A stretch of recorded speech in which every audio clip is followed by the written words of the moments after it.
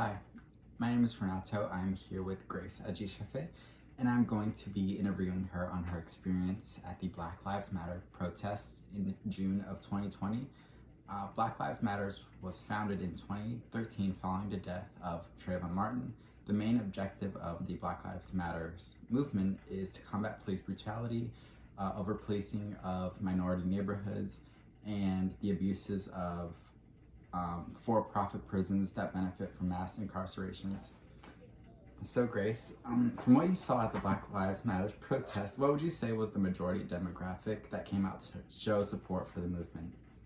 Well, I would say that it was pretty much completely mixed. There was a lot of people who came from near and far, people who lived in DC, people in the DC, Maryland, Virginia area.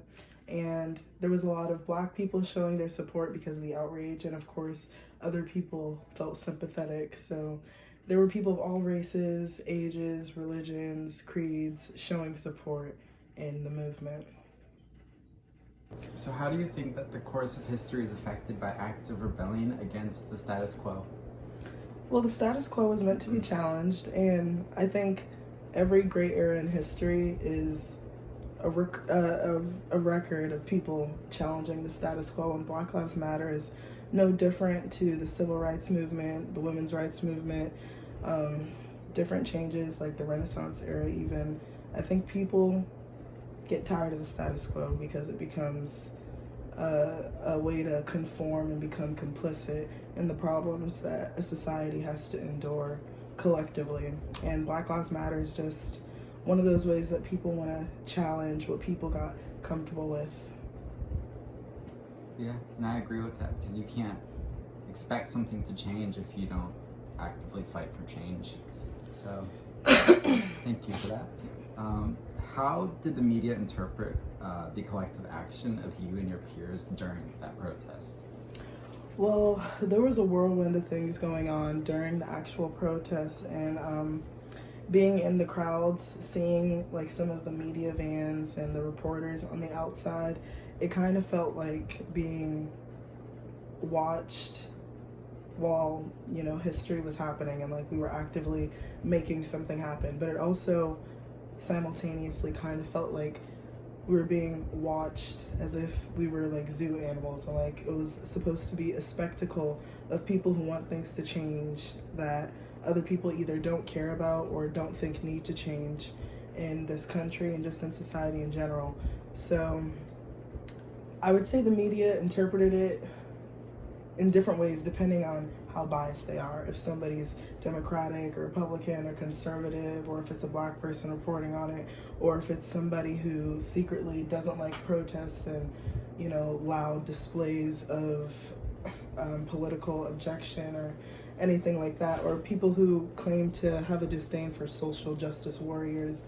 Those kind of media outlets definitely cast a negative lens, but there was also a lot of progress happening, people trying to promote the message of Black Lives Matter, and even social media being one of the types of media.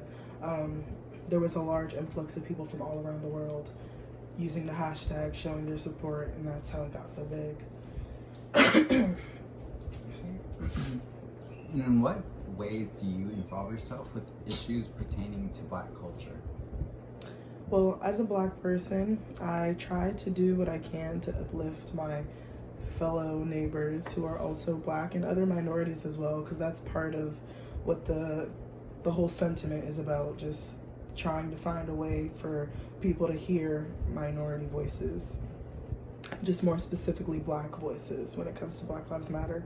But I definitely do what I can as much as I can, and being 25, there's only so much time that I've had where my mind has evolved, where I've wanted to like really put myself out there and do things. But the protests, I've been to multiple Black Lives Matter protests. That one specifically in June was pretty big because it was after George Floyd was murdered due to police brutality, and there was this collective anger that I was feeling too. And sometimes sharing anger with my fellow Black people is also a way that I contribute to my community, because there are things to rightfully be angry about, and then also celebrating when things are done in the name of progress, or just participating in different types of community events when I know that I can, or donating if I have the means. Just those little things that I think mean a lot if everybody does them. I was at the Black Lives Matter protest in 2020 also, and I would say that everyone there, even if you were alone, you found a group that you can go with and be with, so you weren't protesting alone. Because it was intimidating. There were still police surrounded in all the areas in the streets there, near the Capitol, near the White House.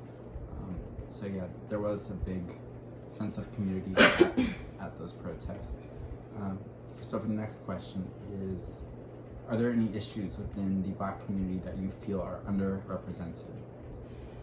I definitely think that there's always going to be a need to just keep pushing and deeper and deeper for the cause to raise the voices of Black women and Black queer people, because there's still divide within the Black community. Like, there's also still colorism that exists within the Black community, and those are issues that I think also need to be highlighted, because if the message is to, you know, reduce prejudice and improve the lives of Black people, it needs to be all Black people. And there's even another hashtag that people began using during that time, all Black Lives Matter.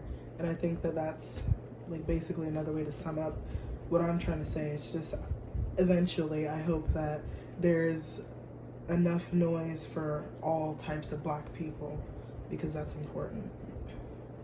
Alright, so the 1994 crime bill created harsher sentences for crimes, and as a result, the United States saw a dramatic increase in people of color being incarcerated. One of BLM's agendas is to combat the abuse of for-profit prisons. So in what ways would you say that people can push this agenda if they wish to support the movement?